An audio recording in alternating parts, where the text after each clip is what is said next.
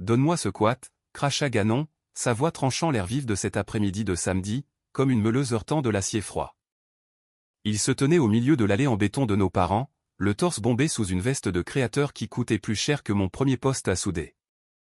Il pointa un doigt épais et sans callosité vers mon fils de 10 ans, qui saignait actuellement sur le sol. Il le mérite plus que ton orphelin pathétique. Ma mère, Veta, ne sursauta pas. Elle ne laissa pas tomber son téléphone. Elle continua simplement de faire défiler l'écran, ses pouces balayant la surface lumineuse, comme si son fils aîné venait de commenter la météo, au lieu de massacrer verbalement un enfant en deuil. Mon père, Orson, transféra son poids d'une jambe à l'autre et ajusta le col de son polo, fixant intensément la pelouse parfaitement entretenue du voisin. Ils hochèrent simplement la tête, un accord silencieux et écœurant. Je n'ai pas crié. Je n'ai pas donné de coup de poing. Car ce que mon frère ne savait pas, alors qu'il souriait d'un air suffisant dans l'allée, victorieux face à un garçon en sang, c'est que j'avais déjà le pouvoir d'effacer l'œuvre de toute sa vie d'un seul coup de fil. Laissez-moi vous ramener exactement 2 minutes avant que le monde n'explose. Bryn, mon fils, était assis sur le quad Polari flambant neuf de 12 500 $ que je venais de lui acheter. La peinture était d'un cramoisi profond et brillant, intacte de boue ou de sentier. Le moteur n'avait même pas encore été démarré. Bryn était simplement assis là, dans l'allée de mes parents, ses petites mains reposant sur les poignets en caoutchouc, sentant la réalité lourde et tangible de quelque chose de positif. Il se tenait en équilibre sur la pointe des pieds, sa posture droite, son casque solidement attaché. Pour la première fois en 3 ans, depuis le décès de sa mère, mon garçon semblait léger. Il ressemblait à un enfant qui avait sa place au soleil. Puis arriva Dax. Le fils de Ganon, âgé de 12 ans, déboula de la porte d'entrée de la maison comme un linebacker. Dax était plus grand, plus lourd, et animé par la même arrogance et le même sentiment que tout lui était dû qui coulait dans les veines de son père. Il n'a pas demandé son tour. Il n'a pas dit un mot. Il a attrapé le guidon gauche à 2 mains, a planté ses pieds, et a violemment poussé Bryn à la poitrine. Bryn est tombé rapidement. La lourde machine a basculé, mais Bryn a été projeté sur le côté, heurtant l'impitoyable allée en béton. J'ai entendu le craquement écœurant de son coude frappant le sol, suivi du raclement strident du casque neuf rebondissant sur le pavé. Le Polari atterrit sur le côté dans un lourd fracas de plastique et de métal. Dax a immédiatement grimpé sur la machine renversée, plantant ses bottes sur le siège, la revendiquant comme sienne. Bryn n'a pas pleuré. C'est ce qui m'a le plus brisé le cœur. Il s'est redressé en position assise, son bras gauche tremblant.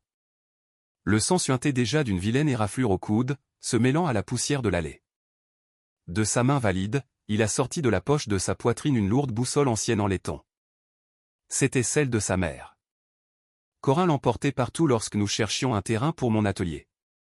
Bryn serra cette boussole si fort que ses jointures devinrent blanches, pour s'ancrer, pour retenir ses larmes, car il savait que dans cette famille, pleurer n'attirait que plus de moqueries. C'est à ce moment-là que Ganon est sorti nonchalamment du garage, évaluant la scène. Il n'a pas réprimandé Dax. Il n'a pas aidé mon fils en sang. Il a prononcé ces mots qui résonneront dans ma tête jusqu'au jour de ma mort. J'ai regardé ma mère. J'ai regardé mon père. Rien. Le silence le plus complet, le plus absolu. L'univers aurait pu s'arrêter de tourner à cet instant précis, qu'ils auraient quand même trouvé un moyen de s'assurer que Ganon soit à l'aise. J'ai fait 3 pas en avant. Le gravier crissait sous mes bottes à embout d'acier. Je ne me suis pas dirigé vers mon frère. Je me suis dirigé vers le Polari. Je me suis penché, j'ai retiré les clés du contact, et je les ai glissées dans ma poche. Puis, je me suis agenouillé à côté de mon fils. Je l'ai doucement relevé, vérifiant son bras, essuyant la poussière de son épaule. On y va, ai-je dit, ma voix à peine plus qu'un murmure, stable et dangereusement calme. Je l'ai conduit jusqu'à ma vieille camionnette de travail. J'ai ouvert la portière passager, l'ai aidé à monter sur le siège en tissu usé, et je l'ai attaché. Je n'ai pas regardé en arrière vers l'allée. Je n'ai pas regardé les gens qui étaient censés être ma famille. J'ai simplement mis la camionnette en marche et je suis parti. Le moteur cliquetait, le lourd silence remplissait l'habitacle. Mes mains agrippaient le volant, laissant de la sueur sur le revêtement en cuir usé. La colère en moi n'était pas un feu hurlant. C'était de l'azote liquide, froid, dense, destructeur. Ganon pensait qu'il avait gagné. Il pensait que c'était juste un mardi comme les autres, où il pouvait me marcher dessus et s'en tirer sans problème. Mais il avait tort. Tellement, incroyablement tort. Avez-vous déjà regardé les gens qui partagent votre sang et réalisé que vous ne ressentez absolument plus rien pour eux? Que se passe-t-il lorsque le mouton noir décide enfin d'arrêter de brouter et commence à aiguiser ses dents? La famille est censée être un filet de sécurité. Elle est censée être la fondation sur laquelle on peut se replier lorsque le monde vous coupe le souffle. Mais dans ma famille, je n'ai jamais été le filet. J'étais le béton sur lequel ils marchaient pour garder leurs chaussures chères propres. J'étais le bouc émissaire, l'intermédiaire invisible dont le seul but était d'absorber l'impact pour que l'enfant chéri puisse briller davantage. Le favoritisme n'était pas juste une phase. C'était une institution. Je pourrais vous faire visiter un musée de ma propre humiliation. Une galerie parfaitement organisée de chaque fois où j'ai été repoussé au fond de la file pour que Ganon puisse se tenir à l'avant. Prenons la pièce à conviction A. Il y a 20 ans, quand nous étions enfants, j'avais passé un été entier à tondre des pelouses sous la chaleur torride du Nevada pour économiser $4000 pour une machine à souder d'occasion dont j'avais désespérément besoin pour mon apprentissage. L'argent était dans une enveloppe, dans le tiroir de ma chambre. Un après-midi, ma mère Veta est entrée et l'a pris, comme ça. Quand je l'ai confrontée, elle m'a dit avec un visage parfaitement impassible que Ganon traversait une mauvaise passe et avait besoin de l'argent pour payer un camp de sport d'été haut de gamme. « Tu es doué de tes mains, Arlon ?» avait-elle dit, me tapotant la joue comme si j'étais un simple d'esprit. « Tu le regagneras. Ton frère en a besoin pour son CV. Tu dois jouer collectif. » J'ai dû abandonner l'apprentissage cette année-là. J'ai passé les 18 mois suivants à faire des doubles journées dans une usine de conditionnement de viande pour acheter mon propre équipement. Brin portait des baskets avec du ruban adhésif enroulé autour des orteils parce que nous joignions à peine les deux bouts, tandis que Dax recevait des cours particuliers de baseball. Pièce à conviction B, avançons de 5 ans. J'avais enfin réussi à louer un lopin de terre et à acheter un chariot élévateur lourd pour mon entreprise de fabrication d'acier. Je déplaçais des poutrelles en massive, construisant mon propre atelier à partir de zéro. Ganon, qui se prenait pour un constructeur de camions personnalisés, est passé un week-end sans y être invité.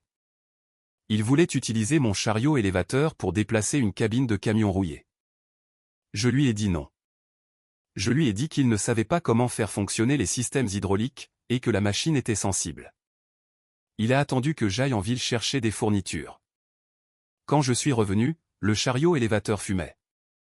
Les conduites hydrauliques étaient complètement éclatées, le fluide s'écoulant dans la terre.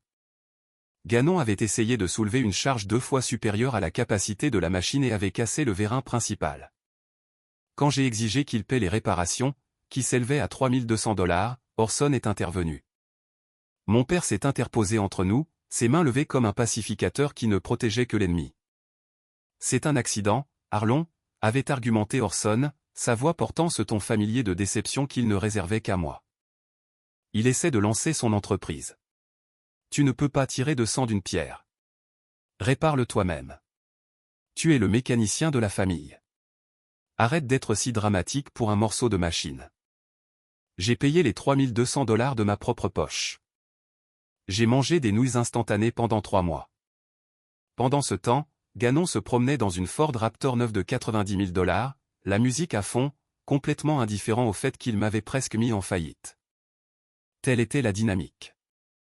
Telle était la loi dans notre foyer. Les erreurs de Ganon n'étaient que des tremplins sur son chemin vers la grandeur. Et mes réussites n'étaient que des devoirs de base attendus. J'étais la bête de somme. Il était le cheval de parade. J'ai appris à vivre avec. J'ai appris à m'isoler. J'ai construit ma propre vie avec Corinne. Elle me voyait. Elle était la seule personne qui regardait mes mains calleuses, tachées en permanence de graisse et de poussière d'acier, et me disait que je bâtissais un royaume. Quand nous avons eu Brin, nous avons juré que nous ne le laisserions jamais ressentir la froideur avec laquelle j'avais grandi. Nous avons construit une bulle autour de notre petite famille, et pendant quelques belles années, ce fut suffisant. Mais ensuite, le cancer est arrivé.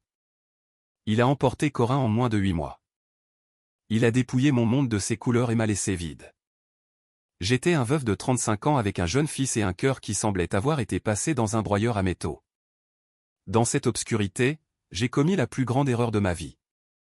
J'ai baissé ma garde. J'ai pensé que peut-être, face à une tragédie si profonde, ma famille se montrerait enfin à la hauteur. J'ai pensé que le deuil pourrait combler le fossé. J'avais tort.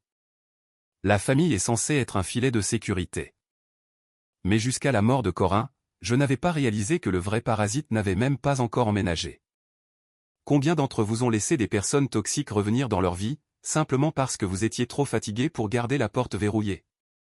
Le complexe s'étend sur 4 acres de terrain industriel, juste à l'extérieur des limites de la ville. Je l'appelle Ironside Heavy Steel and Marine Fabrication. Mais pour moi, ce n'est pas seulement une entreprise. C'est une forteresse. Je l'ai construite de mes propres mains. Et je le dis littéralement.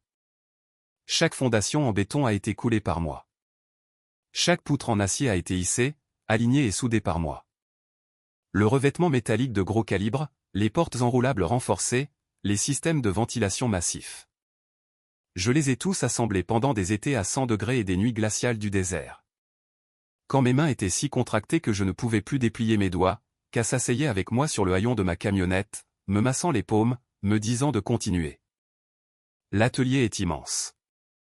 6 bailles de fabrication principales, chacune assez grande pour abriter un bateau de pêche commercial ou une flotte de semi-remorques. Il est entouré d'une clôture en grillage de 12 pieds de haut surmontée de barbelés et sécurisé par un portail en acier électronique qui nécessite un code d'accès maître. C'est un lieu de bruit fort, de métal qui grince et d'étincelles aveuglantes. C'est mon sanctuaire. Puis, il y a 3 ans, Corinne a rendu son dernier souffle dans une chambre d'hôpital stérile.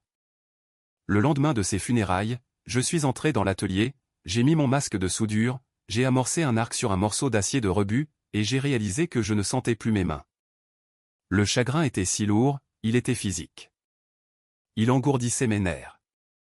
Je ne pouvais pas tenir un chalumeau stable.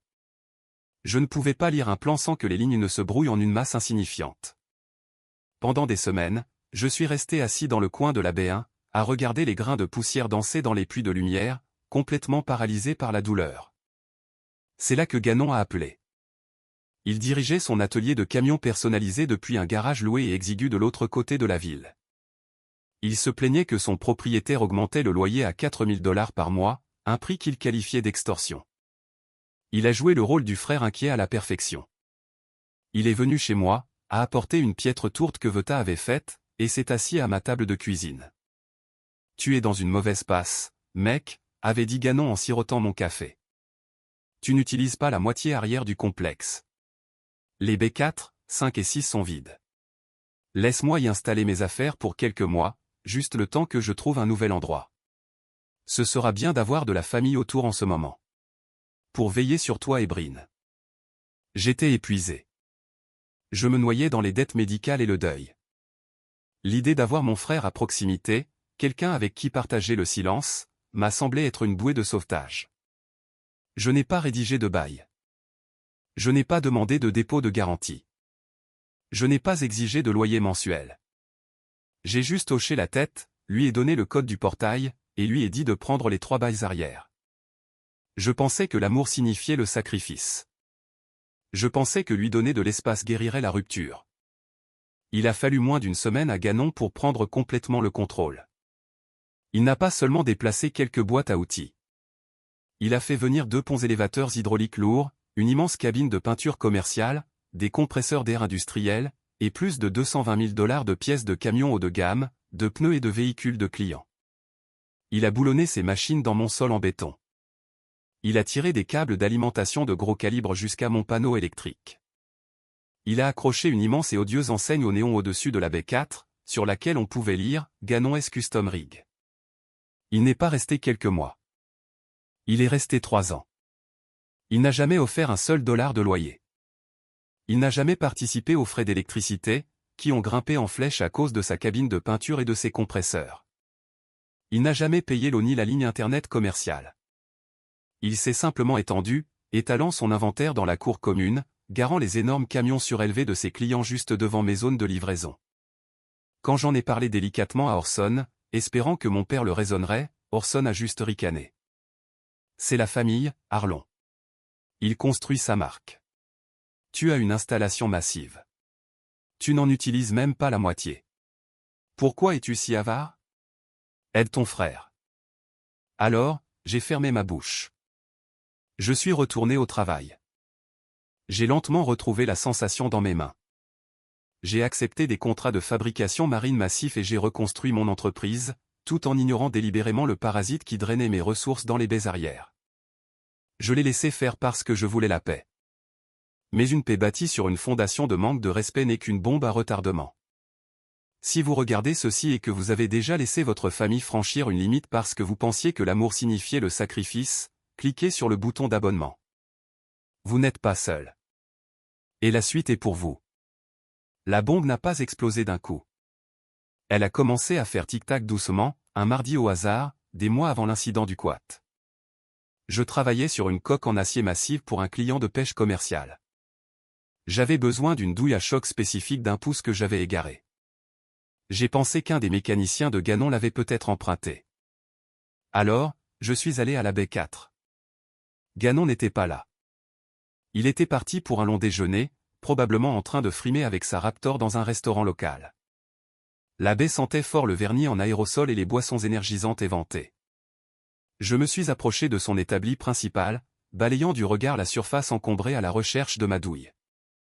C'est là que je l'ai vu. Posée juste au-dessus d'une pile de chiffons d'atelier graisseux, il y avait une facture fraîchement imprimée pour un client. Le nom en haut a attiré mon attention, mais je l'ai ignoré au début. Je voulais juste mon outil. Mais alors que je tendais le bras sur le bureau, mes yeux ont naturellement suivi la liste détaillée des frais. Kit de suspension personnalisé, heures de travail, alignement, et puis tout en bas, juste au-dessus du total final, il y avait une ligne qui m'a glacé le sang. Frais d'utilisation des installations et frais généraux, 500 $. J'ai cligné des yeux. Je me suis penché, mon pouce taché de graisse planant au-dessus du papier blanc impeccable. 500 $ pour l'utilisation des installations. Ganon n'était pas propriétaire de ces installations. Il ne les louait pas. Il ne payait pas un seul centime pour l'électricité qui alimentait ses outils, l'eau qui lavait ses mains, ou le toit qui protégeait ses précieux camions de la pluie. Je payais pour tout ça. Et pourtant, il facturait à ses clients des frais supplémentaires pour le privilège de se tenir sur mon béton.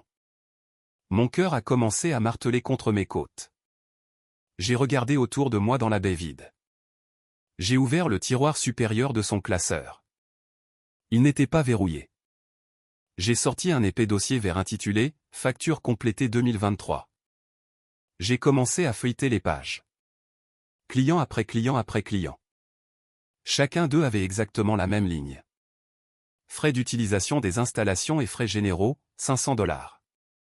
Je suis resté là, dans le silence de l'atelier, le bourdonnement lointain de mon propre compresseur d'air résonnant dans mes oreilles. Et j'ai fait le calcul dans ma tête. Ganon réalisait en moyenne 6 grosses constructions personnalisées par mois. 6 clients fois 500 $, ça fait 3000 $ par mois. Il opérait depuis mes baies depuis 36 mois. 108 000 $. Mon frère avait tranquillement volé 108 000 $ en monétisant la charité que je lui avais offerte, née de mon propre deuil. Il vendait littéralement ma gentillesse à profit. Mais ce n'était même pas le pire. Je suis retourné à la facture posée sur le bureau, celle qui avait initialement attiré mon attention. J'ai de nouveau regardé le nom en haut de la page. Client, Caline Vance. Oncle Caline, le frère cadet de notre père. J'ai fixé le nom jusqu'à ce que les lettres se brouillent. Oncle Caline venait aux barbecues familiaux. Il buvait ma bière. Il s'asseyait à ma table. Il savait pertinemment que Ganon séjournait gratuitement dans mon atelier. Toute la famille le savait. Et pourtant, voici une facture prouvant que Ganon facturait à notre propre oncle des frais d'installation de 500 $. Pourquoi oncle Caline paierait-il ça? À moins qu'il ne soit au courant et que la famille traite cela comme une transaction commerciale normale. Ou pire, que Ganon leur donne une part ou leur rende des services pour que tout le monde se taise. Cela signifiait que la tromperie n'était pas seulement la cupidité isolée de Ganon. C'était un secret de famille accepté. Ils savaient tous qu'ils m'exploitaient jusqu'à la moelle, et ils détournaient tous le regard parce que cela profitait à l'enfant chéri. J'ai lentement remis le dossier vert dans le tiroir. J'ai replacé la facture de Caline sur le bureau, exactement là où je l'avais trouvée. Je n'ai pas trouvé ma clé à douille, et je n'en avais plus rien à faire. Je suis retourné à la B1, je me suis assis sur mon lourd tabouret de soudure, et j'ai regardé mes mains. Les callosités, les brûlures, les cicatrices. J'avais échangé des morceaux de mon corps pour construire ce complexe, pour offrir une vie à Brin. Et mon frère le traitait comme son distributeur automatique personnel, tout en qualifiant mon fils de moins que rien. Découvrir qu'il m'avait volé était terrible. Ça m'a retourné l'estomac. Mais ce que j'ai trouvé dans son ordinateur portable ouvert 2 jours plus tard a transformé ma tristesse en quelque chose de froid, quelque chose d'incroyablement dangereux. Vous pensez qu'un homme est mauvais de voler son frère? Attendez de voir ce qu'il fait au gouvernement fédéral. 2 jours plus tard, Gannon a commis l'erreur fatale de laisser son ordinateur portable ouvert et déverrouillé sur la table de la salle de pause. Il était parti en hâte pour rencontrer un fournisseur de pièces et l'avait simplement laissé là, l'écran brillant dans la pénombre de la pièce. Je ne suis pas un homme fouineur par nature. Je préfère regarder un homme dans les yeux quand j'ai un problème avec lui. Mais la découverte des frais d'installation avait fondamentalement changé ma boussole morale concernant mon frère. Les gants étaient tombés. Je me suis approché de la table et j'ai tapoté le trackpad pour empêcher l'écran de se mettre en veille. Il avait un navigateur ouvert avec une douzaine d'onglets. La plupart concernaient des pièces de camions et des sites de paris sportifs. Mais un onglet a attiré mon attention. C'était un logiciel de comptabilité en ligne. J'ai cliqué dessus. Il était ouvert sur ses documents de préparation fiscale annuelle de l'année précédente. Plus précisément, il affichait le formulaire Schedule de l'IRS, utilisé pour déclarer les revenus ou les pertes d'une entreprise. J'ai fait défiler la page, mes yeux balayant les rangées de chiffres, recettes brutes, coût des marchandises vendues, publicité. Puis j'ai atteint la ligne 20B, loyer ou bail de véhicules, machines et équipements ou autres biens commerciaux. Le nombre inscrit dans la case était de 21 600 $. J'ai retenu ma respiration une seconde. 21 600 $. Cela correspondait exactement à 1800 $ par mois. Gannon déclarait une déduction de loyer commercial de 1800 $ par mois sur ses impôts fédéraux. Il déduisait un loyer qu'il n'avait jamais payé, pour un bâtiment qu'il ne possédait pas, opérant sur un terrain dont l'acte de propriété portait mon nom. Il avait fait cela pendant 3 ans. Cela signifiait qu'il avait déclaré 64 800 $ de déduction fiscale frauduleuse. Il commettait une fraude fiscale fédérale, et il utilisait ma propriété comme actif fantôme pour le faire. Si jamais l'IRS le contrôlait, il viendrait chercher le propriétaire. Il viendrait chercher le contrat de location. Il viendrait me chercher, moi, me demandant où étaient les revenus locatifs sur mes déclarations de revenus.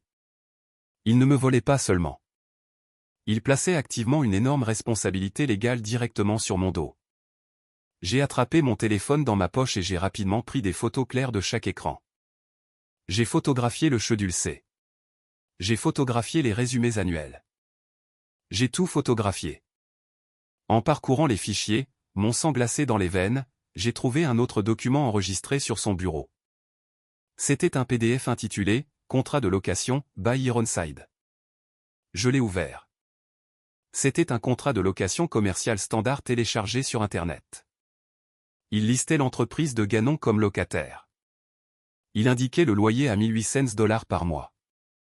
Mais c'est la ligne de signature qui m'a fait faiblir les genoux. La signature du propriétaire était une contrefaçon flagrante et bâclée de mon nom. Mais juste à côté, sous une section intitulée « Garant un cosignataire », se trouvait une signature que je reconnaîtrais n'importe où. Elle était nette, agressive, avec un O en boucle. Orson, mon père. Mon père avait signé en tant que garant sur un faux contrat de location pour aider son fils préféré à commettre une fraude fiscale fédérale contre la propriété de son autre fils. Je suis resté dans la salle de pause, le silence rugissant dans mes oreilles. Soudain, un souvenir d'il y a 6 mois m'a frappé de plein fouet. La transmission du lourd camion diesel d'Orson avait lâché. Un tel travail coûterait facilement 14 000 $ chez n'importe quel mécanicien réputé. Mais Orson l'avait amené à Gannon. Je me souviens avoir vu l'équipe de Gannon y travailler pendant 2 semaines complètes. Je me souviens avoir vu Gannon déballer des pièces de transmission neuves du camion de livraison, des pièces qui, je le réalisais maintenant, étaient payées avec les frais généraux qu'il m'avait volés. Orson a obtenu une reconstruction de camion de 14 000 $ gratuitement. En échange, Orson a fourni la signature dont Gannon avait besoin pour légitimer son bail fantôme si jamais quelqu'un posait des questions. Ils étaient de mèche. L'enfant chéri et le père complice. Il m'avait regardé dans les yeux lors des dîners de famille, manger la nourriture que la mère de Corin apportait, tapoter la tête de Bryn, tout en menant une conspiration criminelle directement depuis mon arrière-cour. Le marché était simple, mon père avait vendu son intégrité pour une transmission gratuite, et mon frère s'était acheté un empire factice avec mon électricité. Il pensait que j'étais aveugle. Il pensait que parce que j'étais silencieux, parce que j'étais en deuil, j'étais stupide. Mais je suis un soudeur. Je travaille avec de l'acier lourd et une chaleur extrême. Je sais exactement comment regarder une structure massive et imposante, trouver le seul point de contrainte microscopique, et appliquer juste assez de pression pour que tout s'effondre en poussière. Je n'ai pas confronté Gannon ce jour-là. Je n'ai pas crié. Je n'ai pas renversé de table. Et je ne suis pas allé chez mes parents pour exiger des réponses. La colère qui brûle fort s'éteint vite. J'avais besoin que ma colère soit froide, méthodique et absolue. J'ai refermé l'ordinateur portable exactement comme je l'avais trouvé.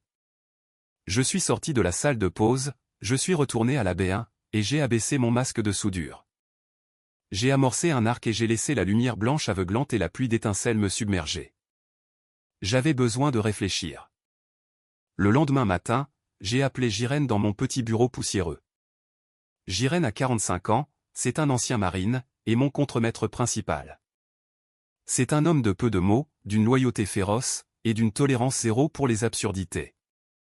Il était avec moi depuis le jour où j'ai coulé la première dalle de béton. Je l'ai fait asseoir et je lui ai montré les photos sur mon téléphone, les factures, les formulaires fiscaux, le bail falsifié. Jirène a fixé l'écran pendant un long moment, la mâchoire serrée, les muscles tressaillants sous sa barbe. Il a levé les yeux vers moi, son regard d'un sérieux absolu. « Quel est le plan, patron ?» a-t-il demandé, sa voix un grondement sourd. « On rassemble les munitions, » ai-je dit. « Et on attend qu'il nous donne une raison de tirer. » Pendant les 4 mois suivants, je suis devenu un fantôme dans mon propre atelier. J'ai regardé Gannon parader, agissant comme s'il était le propriétaire des lieux. Je lui souriais quand il passait. Je hochais la tête quand il se plaignait de la difficulté des affaires. En coulisses, Jirène et moi avons agi avec une précision chirurgicale. D'abord, j'ai contacté mon agent d'assurance de propriété commerciale. J'ai complètement retiré l'entité commerciale de Gannon de ma police de responsabilité. Il n'avait jamais pris la peine de souscrire sa propre assurance, supposant que ma police globale le couvrait. D'un trait de plume, il exploitait un atelier automobile commercial non assuré. Si un camion tombait d'un pont élévateur, il était entièrement responsable personnellement. Ensuite, Jirène a discrètement sauvegardé les disques durs de notre système de caméras de sécurité. 3 ans d'images haute définition montrant Gannon exploitant son entreprise, encaissant de l'argent, et utilisant mes installations. Une preuve irréfutable de sa présence et de son volume de travail. J'ai également contacté un comptable d'entreprise discret et haut de gamme nommé Alden. J'ai déposé les documents sur son bureau en acajou et lui ai versé une provision pour préparer un audit complet des dommages et pour rédiger un formulaire fédéral spécifique et dévastateur que j'ai gardé sous clé dans mon coffre-fort.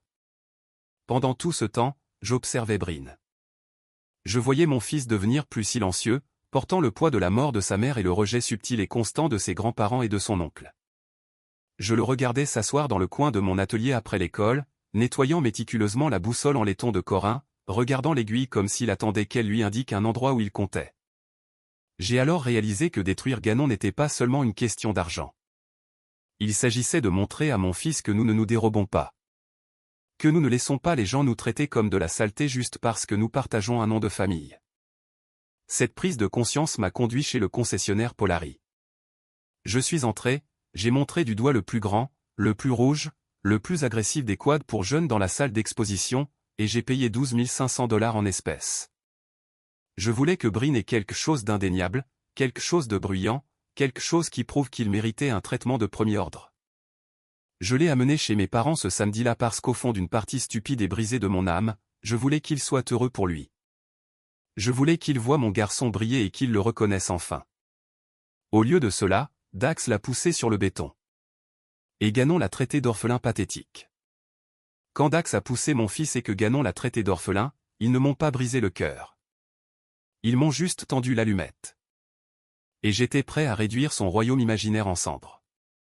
Si vous appréciez cette histoire de vengeance ultime, veuillez cliquer sur le bouton j'aime, vous abonner à, et laisser un commentaire ci-dessous en me disant de quelle ville vous regardez.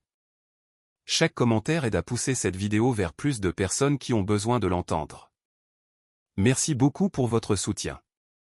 Maintenant, retournons aux conséquences. Le trajet de retour à ma maison a été les 20 minutes les plus silencieuses de ma vie. Le cliquetis du moteur de ma vieille camionnette et le bourdonnement des pneus sur l'asphalte étaient les seuls sons qui remplissaient l'habitacle. Je n'arrêtais pas de jeter un coup d'œil à Bryn sur le siège passager. Il regardait par la fenêtre, sa main valide serrant la boussole ancienne de sa mère si fort que ses jointures étaient d'un blanc éclatant dans la lumière déclinante du soir. Son bras gauche était maintenu raidement contre son flanc. Le bandage grossier que j'avais confectionné avec une serviette d'atelier propre était déjà taché de sang sombre. Quand nous sommes rentrés à la maison, je n'ai pas parlé de ce qui s'était passé. Je ne lui ai pas demandé comment il se sentait. Je savais comment il se sentait. Il se sentait comme un fantôme dans sa propre famille. Je l'ai emmené dans la salle de bain, j'ai soigneusement retiré le pansement de fortune, et j'ai nettoyé la profonde éraflure sur son coude avec de l'antiseptique. Il a sifflé entre ses dents, mais n'a pas versé une seule larme. J'ai enveloppé son bras dans de la gaze blanche fraîche, je lui ai donné un verre d'eau, et je l'ai mis au lit. Je suis resté longtemps dans l'encadrement de sa porte, regardant sa poitrine se soulever et s'abaisser dans la pénombre. Je l'ai regardé tendre la main vers sa table de nuit, serrer la boussole en laiton de Corin contre sa poitrine, et fermer les yeux.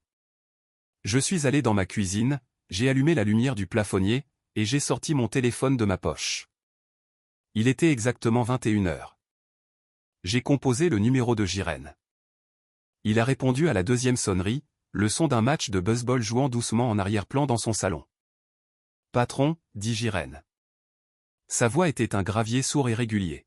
« Il est temps » ai-je dit, m'appuyant contre le granit froid de mon comptoir de cuisine. « Change le code maître. Verrouille les B4, 5 et 6. Ne donne la nouvelle séquence d'accès à personne. Ni au vendeur, ni au livreur, et surtout pas à mon frère. » Compris, répondit Jiren sans une seconde d'hésitation. Je me connecte au système de sécurité central en ce moment même, je les mets hors ligne. J'ai entendu le cliquetis de son clavier mécanique à travers le haut-parleur du téléphone. Quelques secondes plus tard, Jiren a émis un grognement de confirmation. Fait. L'ancien code est mort. Les verrous physiques des portes de secours manuelles ont été engagés électroniquement. Il est bloqué à l'extérieur. Merci, Jiren, ai-je dit. À lundi, patron. Fais-lui voir l'enfer.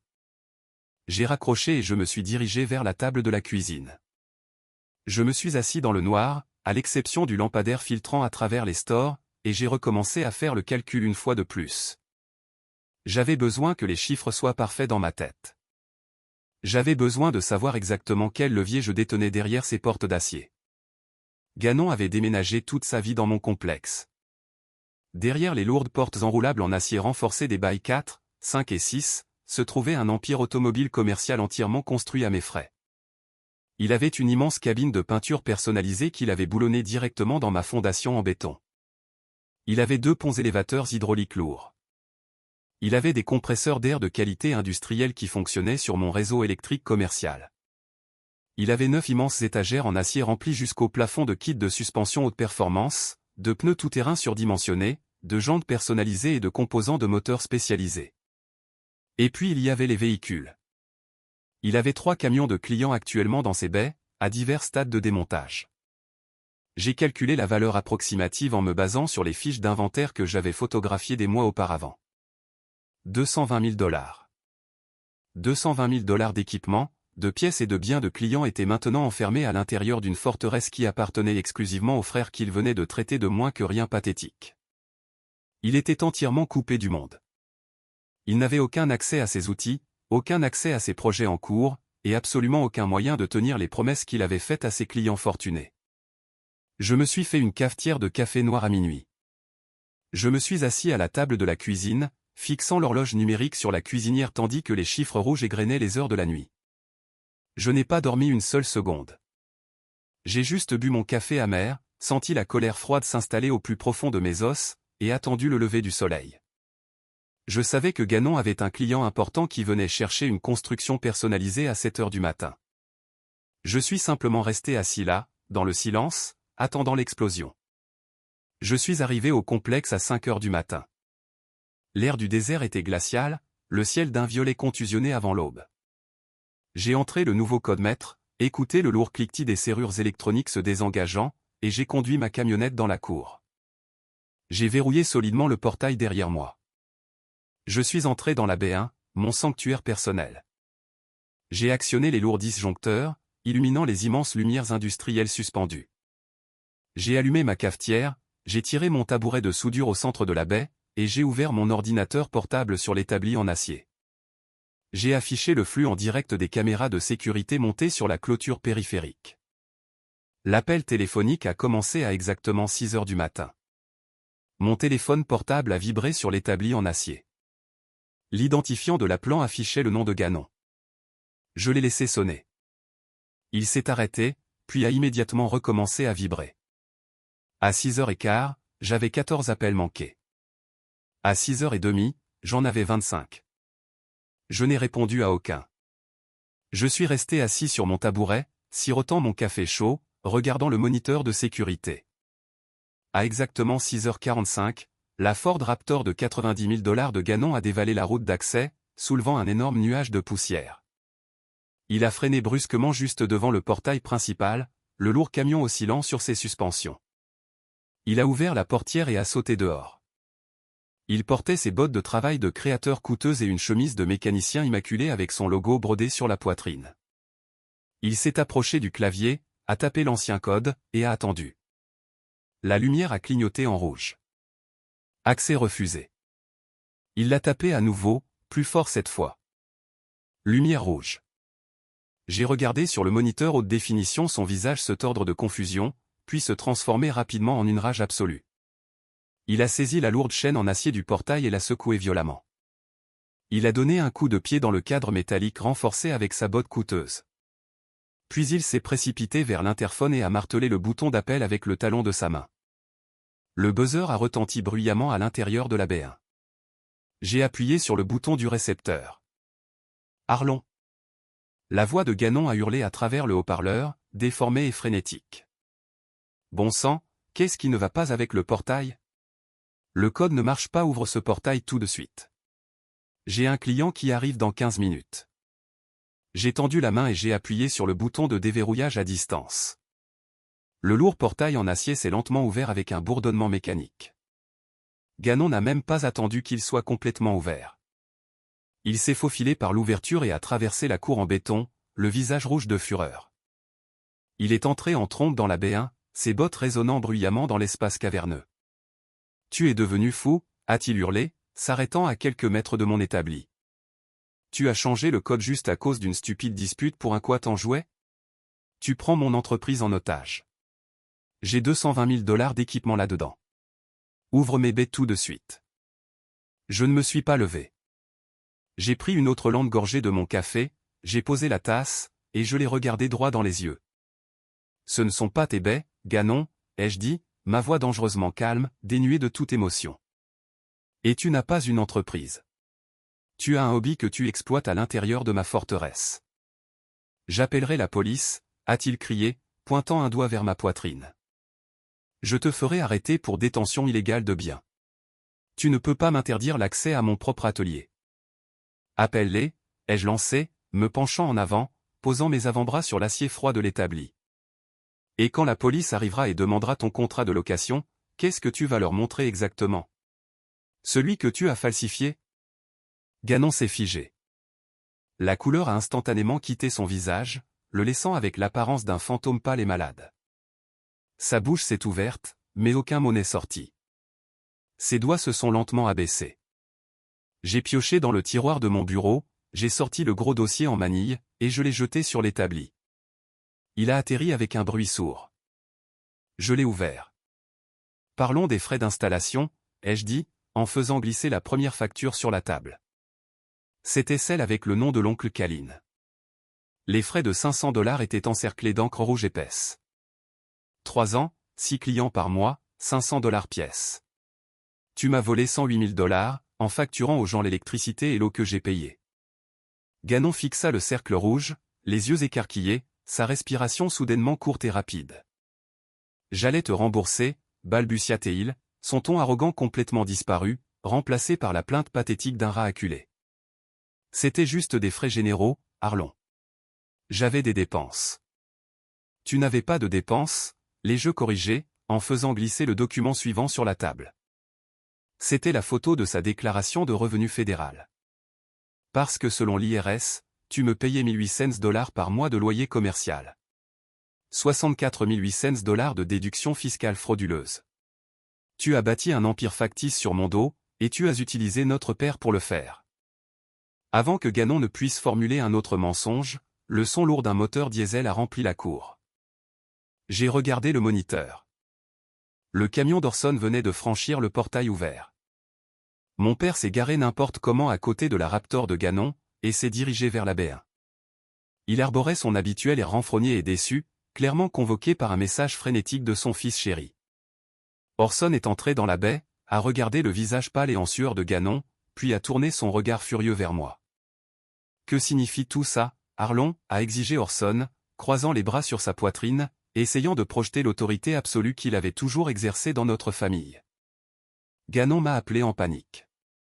Il dit que tu l'as empêché d'accéder à son atelier à cause d'une dispute puérile. Réactive le code tout de suite. Tu te comportes comme un enfant capricieux. Ce n'est pas son atelier, papa, ai-je dit, ma voix toujours d'un calme mortel. Et ce n'est pas une dispute puérile. C'est une scène de crime fédéral. Orson a ricané, agitant une main dédaigneuse. Ne sois pas dramatique. Alors il te doit un peu d'argent pour l'électricité. On peut régler ça à la table de la cuisine, en famille. Arrête d'essayer de ruiner la gagne-pain de ton frère juste parce que tu es jaloux. Je n'ai pas argumenté avec lui. Je n'en avais pas besoin. J'ai tendu la main vers l'interphone sur mon bureau et j'ai appuyé sur le bouton qui le reliait à mon arrière-bureau. Alden, vous pouvez sortir maintenant, ai-je dit. La porte du bureau a cliqué et Alden est sorti dans la lumière crue de la baie de fabrication. Alden était un homme dans la cinquantaine, vêtu d'un costume gris anthracite bien coupé qui semblait complètement déplacé dans un atelier de soudure. Il portait une mallette en cuir élégante et une aura d'autorité professionnelle absolue et inébranlable. Il était expert comptable judiciaire et ancien auditeur pour le gouvernement fédéral. Orson et Ganon le fixèrent, complètement déconcertés. Alden s'est approché de l'établi, a ajusté ses lunettes, et a regardé directement mon père. « Bonjour, dit Alden, sa voix nette et clinique. Mon nom est Alden Vance. J'ai été engagé par le propriétaire de cette propriété pour mener un audit judiciaire des opérations commerciales non autorisées qui ont lieu dans les baies 4, 5 et 6. Mais qui diable êtes-vous, exigea Orson, reculant d'un pas, sa fausse assurance vacillant. Je suis l'homme qui va vous expliquer votre exposition légale, répondit Alden avec douceur. Il sortit de sa mallette une copie impeccable du contrat de location falsifié. Il la posa délicatement sur la table en acier, juste à côté des formulaires fiscaux de l'IRS. Orson, continua Alden, pointant un doigt parfaitement manucuré vers la ligne de signature. Ce document a été soumis au gouvernement fédéral pour justifier 64 800 $ de déduction de loyer commercial. La signature du propriétaire est une contrefaçon. Cependant, la signature du garant vous appartient. Nous avons déjà fait vérifier par un expert en graphologie en la comparant au registre public. Orson fixa le papier. La couleur quitta son visage, reflétant la panique de son fils aîné. Ses mains, auparavant croisées en signe de défi, tombèrent mollement le long de son corps. Je ne sais pas ce que c'est, balbutia Orson, mentant piètrement. Me mentir est sans importance, dit Alden, dépourvu de toute sympathie. Mentir à l'internal revenu service est un crime fédéral. En signant ce document, vous êtes devenu co-conspirateur dans une fraude fiscale fédérale. Vous avez fourni la validation collatérale nécessaire à un montage fiscal illégal. La sanction pour ce niveau de fraude délibérée comprend une restitution financière sévère et, étant donné le montant, une peine de prison fédérale potentielle. Le silence dans l'immense baie d'acier était absolu. Le seul son était le bourdonnement lointain de l'autoroute et la respiration haletante et superficielle des deux hommes qui avaient passé toute leur vie à me traiter comme un déchet. Orson regarda Gannon. Il regarda le bail falsifié. Il regarda les formulaires fiscaux. Puis il me regarda.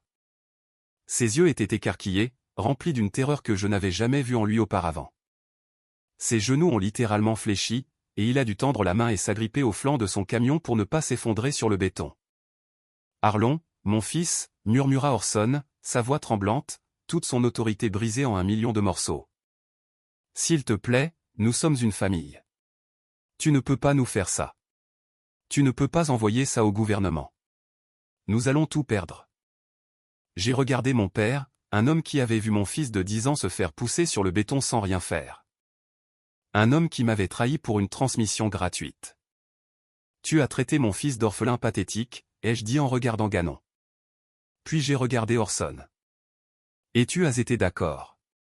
Vous pensiez que vous pouviez tout me prendre et ne me laisser rien.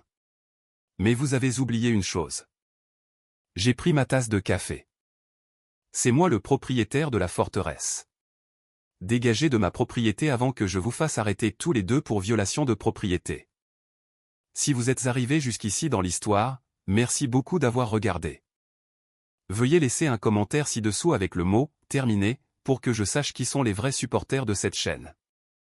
Je lirai, mettrai un cœur, et répondrai à chaque commentaire disant « terminé ». Vous êtes les meilleurs. Maintenant, voyons comment l'Empire s'effondre. Le lundi, à 9 h du matin, les rouages de la destruction absolue étaient pleinement en mouvement. Assis à mon bureau, je me suis connecté au portail fédéral sécurisé et j'ai téléchargé le formulaire IRS 3949 dûment rempli, le document officiel pour signaler une fraude fiscale présumée. J'ai joint les photographies du schedule C, le contrat de location falsifié, et le rapport d'audit détaillé qu'Alden avait compilé pendant le week-end. J'ai cliqué sur « Soumettre », regardant la barre de chargement se remplir avec un profond sentiment de clôture. Le monde de Gannon a commencé à s'effondrer presque immédiatement, comme un bâtiment dont on aurait retiré les poutres de soutien principales. Il devait sortir ses outils de mon complexe. Je lui ai donné exactement 4 heures, sous la supervision de Jiren et de 2 gardes de sécurité armés que j'avais engagés pour la journée. Il n'était pas autorisé à amener un énorme camion de déménagement. Il a dû louer un petit camion caisse cabossé. Il était frénétique, transpirant à travers sa chemise, jetant précipitamment des outils à main, des clés à cliquet, et de petites machines de diagnostic dans des boîtes en carton. Il a dû laisser la machinerie lourde derrière lui. La cabine de peinture personnalisée, les 2 ponts élévateurs hydrauliques, les énormes compresseurs d'air. Ils étaient tous boulonnés à ma fondation ou câblés directement dans mon réseau électrique. Selon les lois sur l'abandon de propriété que mon avocat avait rédigées, il ne pouvait pas les démonter sans causer de dommages structurels à mes installations, ce qui signifiait qu'il restait jusqu'à ce qu'un tribunal en décide autrement. Il a fini par louer un box de stockage non climatisé de 10 pieds sur 5 dans le pire quartier de la ville pour $200 par mois. C'était à peine assez grand pour contenir ses boîtes à outils et quelques étagères de pièces. Mais la véritable dévastation est venue des clients. À midi, une femme nommée Sorin est arrivée au complexe dans une élégante voiture de sport décapotable. C'était une agente immobilière de premier plan qui avait versé à Gannon un acompte de $8000 pour surélever une Jeep Wrangler neuve. Elle s'est approchée du portail verrouillé et a appuyé sur le buzzer. Je suis sorti à sa rencontre. « Je cherche Gannon S Custom Rig », dit-elle, regardant avec confusion mes panneaux de fabrication d'acier lourd. Il m'a dit de déposer ma Jeep ici aujourd'hui. Gannon n'opère plus ici, madame, ai-je dit poliment. Il a été expulsé ce matin. Expulsé ? Sorin fronça les sourcils, sortant son téléphone. Mais je lui ai payé des frais d'installation de 5 cents $ la semaine dernière pour garantir ma place dans CB Premium. Je lui ai tendu une copie imprimée de la pile de factures, en masquant les noms des autres clients, mais en laissant les totaux visibles. J'ai expliqué très calmement que Gannon n'avait jamais possédé les baies, n'avait jamais payé de loyer, et avait empoché ses frais d'installation comme un pur profit volé. Sorin ne m'a pas crié dessus. Elle m'a remercié, est remontée dans sa décapotable, et est partie en guerre. Elle était une experte des réseaux sociaux. En moins de 2 heures, elle a publié un exposé massif et détaillé sur les groupes Facebook communautaires locaux, en taguant la page professionnelle de Gannon, la chambre de commerce locale, et tous les clubs de camions tout-terrain du comté. Elle a posté des photos des factures, exposant les frais d'installation frauduleux. Elle l'a traité d'escroc qui gérait un garage fantôme grâce à la générosité de quelqu'un d'autre. La publication est devenue virale localement. Les gens détestent se faire arnaquer, mais ils détestent particulièrement se faire facturer des frais fictifs par un type qui conduit un camion à 90 000 $ et se comporte comme une célébrité. Le mardi soir, la page professionnelle de Gannon était anéantie. Il a reçu plus de 41 critiques à une étoile en un seul après-midi. Les gens l'ont traité de fraudeur, de voleur, et de parasite. 3 autres clients qui avaient des factures en attente avec lui ont vu la publication, ont paniqué, et ont immédiatement déposé des rejets de débit auprès de leur compagnie de cartes de crédit, gelant ses comptes marchands. Il a essayé de publier une vidéo pour se défendre, affirmant qu'il s'agissait d'un malentendu familial et qu'il déménageait simplement dans une installation plus grande et plus exclusive. Il l'a filmé debout devant son box de stockage bon marché, essayant de garder la caméra inclinée pour que personne ne puisse voir les murs en métal rouillés derrière lui. Personne n'y a cru. Les commentaires étaient brutaux. Ils l'ont mis en pièces. En 48 heures, son flux de revenus est passé de milliers de dollars par semaine à absolument zéro. Il était financièrement paralysé, privé de son équipement, et publiquement qualifié d'escroc. L'ironie était magnifique. L'homme qui avait traité mon fils de moins que rien était maintenant assis dans un box de stockage sombre et humide, entouré de boîtes qu'il ne pouvait pas déballer, complètement dépouillé du statut factice qu'il avait vénéré toute sa vie. 2 mois plus tard, la poussière était retombée et la nouvelle réalité était gravée dans la pierre. C'était un vendredi soir et le centre communautaire local organisait le banquet sportif de fin de saison pour les ligues de jeunes. Le gymnase était bondé de chaises pliantes, de nappes en papier, et sentait la pizza bon marché. Brin était assis à côté de moi. Il portait une chemise à boutons, ses cheveux soigneusement peignés, et la boussole en laiton de sa mère était fièrement posée sur la table, juste à côté de son assiette. Il avait rejoint un club de robotique local peu après l'incident du quad, canalisant sa concentration silencieuse dans la construction de choses, tout comme son père. Quand ils ont annoncé le prix du design le plus innovant, le nom de Brin a résonné dans les haut-parleurs. Il est monté sur scène, a accepté le petit trophée en plastique, et a souri. C'était un vrai sourire, qui atteignait jusqu'à ses yeux. Il a regardé la foule, m'a trouvé, et a levé le trophée. J'ai applaudi jusqu'à ce que ma main me pique. Puis les portes au fond du gymnase se sont ouvertes. Gannon est entré, suivi de Dax. Le changement dans la pièce fut immédiat et absolu.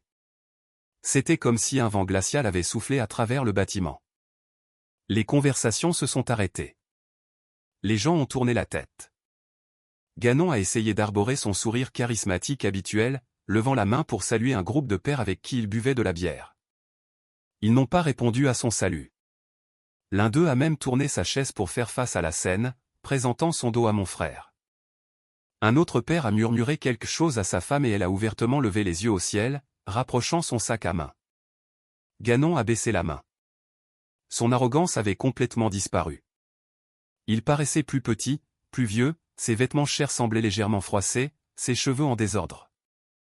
Lui et Dax se sont dirigés vers une table dans le coin le plus éloigné, près des poubelles, et se sont assis dans un isolement complet. Personne ne les a approchés. Personne ne leur a parlé. Le banquet du silence fut servi froid. Quelques jours auparavant, j'avais entendu par le bouche à oreille des mécaniciens locaux ce qui était arrivé à Orson. Le lourd camion diesel de mon père, celui pour lequel il avait vendu son âme pour le faire réparer gratuitement, avait subi une panne moteur catastrophique sur l'autoroute. La chaîne de distribution avait cassé, détruisant les soupapes internes.